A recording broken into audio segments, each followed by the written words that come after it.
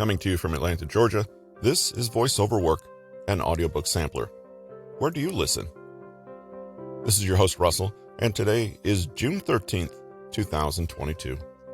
Tomorrow is Flag Day in the United States, June 14th. Happy Flag Day, Leslie.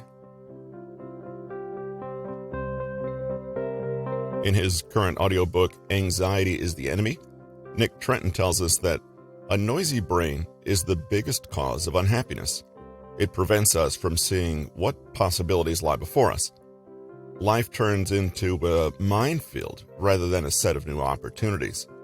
And in this book, he sets out to help you change this right now so you can eliminate your constant mental chatter and just relax. Yeah, relax. You remember that, don't you? So, thanks for joining us today. Kick back a little and check out this preview of Nick Trenton's book, Anxiety is the Enemy.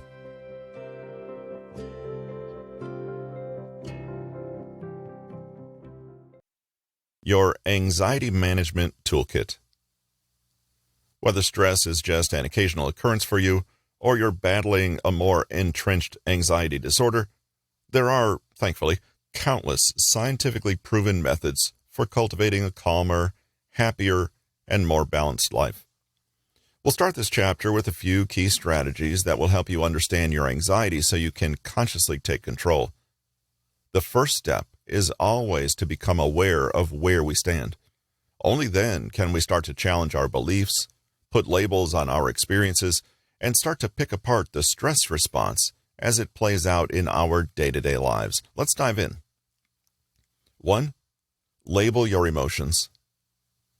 When you're stuck in an anxiety spiral, it can be hard to even put a finger on what's happening to you. All you know is one thing: it feels bad. Your thoughts are racing all over the place, and you may even feel physically ill.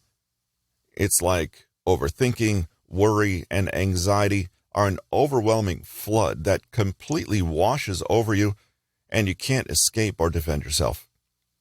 Think about the last time you felt completely swamped with anxiety and overthinking. What did it feel like?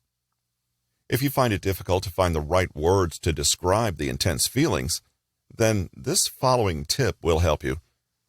Dan Siegel is a professor at the UCLA School of Medicine and teaches people how to name it and tame it.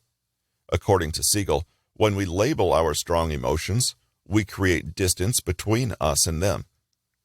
Giving how we feel a name is one way we can almost step outside of that flood of anxiety rather than being swallowed up by it.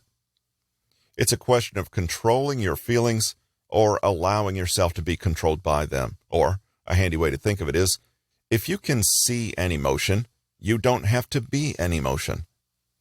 Psychological distance is the feeling of perspective we gain over ourselves. The thing is, when we're caught in an overthinking loop or anxious rumination, we lack awareness. We may feel a rush of strong negative emotions, but we lack perspective or the ability to say, I'm experiencing some anxiety right now. Much of our fear comes from our inbuilt fight or flight response instilled in us by evolution. Based in the amygdala of the brain, this reaction is completely unconscious, automatic, and physiological. To step out of this instinctual knee-jerk response, we need to pause long enough to realize that we are actually having that response in the first place. And this realization brings us into our higher brain, the prefrontal cortex. Clinical psychologist Dr. Mitch Abblett explains how strong emotions, like anxiety, can be like a hand held right in front of our faces. We're so fixated on that hand that we cannot see anything else in front of us.